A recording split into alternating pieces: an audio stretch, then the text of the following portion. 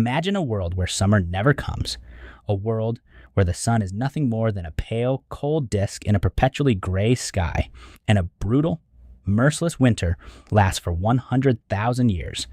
Giant glaciers, some over 2 miles thick, crush the northern continents under their impossible weight.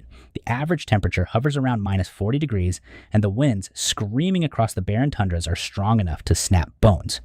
If you were dropped into this landscape today, wearing your modern winter gear, you would be dead within hours. Yet, against all mathematical odds, against the terrifying forces of a freezing planet, our ancestors didn't just survive the last glacial maximum, they conquered it. They did not have electricity, steel, or concrete. What they did have was a terrifyingly brilliant capacity for adaptation, pushing them to use methods so extreme, so bizarre, and so dangerous that they sound like dark science fiction. This is how ancient humans defied extinction during the Ice Age. To understand how close our species came to absolute erasure, we have to look at the sheer geographical nightmare they faced. Forests died out, replaced by a massive frozen grassland known as the Mammoth Steppe. In this environment, the two most basic elements of human survival, wood for fire and stone for shelter, simply if you were an Ice Age hunter in what is now modern-day Ukraine or Russia, you could walk for hundreds of miles without seeing a single tree, the permafrost. The sheer weight of the skulls acted as an anchor, ensuring that the fierce Arctic gales could not lift or compromise the structure. Next came the walls and the roof. For this, they used the long, sweeping, interlocking tusks of the mammoths. They bent and wove these massive ivory tusks together to form.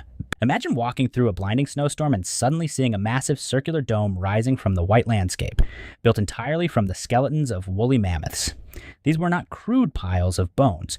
They were highly sophisticated engineering marvels. Ancient humans selected different parts of the mammoth anatomy for specific structural purposes. For the foundation, they chose the heaviest, most massive parts available, mammoth skulls and jaws. They lined these up in a perfect circle, wedging them deep into the permafrost. The sheer weight of the skulls acted as an anchor, ensuring that the fierce Arctic gales could not lift or compromise the structure. Next came the walls and the roof. For this, they used the long, sweeping, interlocking tusks of the mammoths. They bent and wove these massive ivory tusks together to form beautiful, rib-like arches over the central living space. Over this skeletal framework, they draped thick, heavy layers of mammoth and woolly rhinoceros hides, sewing them tightly to seal out the freezing air. Finally, they used the long leg bones and ribs of the beasts as external weights, pinning the hides down so they wouldn't blow away in the night. One single mammoth bone hut discovered by archaeologists required the remains of at least 149 mammoths. Inside these fortresses of bone, the temperature was significantly warmer than the outside world. Humans burned mammoth fat and bone marrow in small hearths, creating a smoky but life-saving microclimate. They lived, slept, and created art inside the literal jaws of the megafauna they hunted. But shelter was only half the battle. The true, everyday horror of the Ice Age was hunger. In a world locked in ice, there were no fruits, no vegetables, no nuts, and no roots to gather. The human diet became entirely carnivore. A single mammoth provided tons of meat, far more than a single tribe could consume before it spoiled or attracted dangerous predators. This presented a terrifying logistical dilemma. The scent of fresh blood and raw meat in the crisp, cold air acted as a beacon for the most terrifying predators to ever walk the earth: cave lions, dire wolves, and short-faced bears. A monster that stood 14 feet tall on its hind legs and could smell prey from miles away. If a tribe tried to guard their meat on land, they would inevitably be hunted and killed by these hypercarnivores. To solve this, ancient humans developed a method of food preservation that sounds completely toxic to the modern palate. They invented the ice larder, but with a horrifying twist. Instead of just burying the meat in the snow, where wolves could easily dig it up, hunters dragged the massive chunks of butchered meat to deep, freezing lakes and sank them straight to the bottom. They weighted the carcasses down with heavy stones, submerging them under the ice. In this low oxygen, near freezing aquatic environment, normal rotting could not occur. Instead, a very specific type of cold-tolerant bacteria known as lactobacillus took over the meat.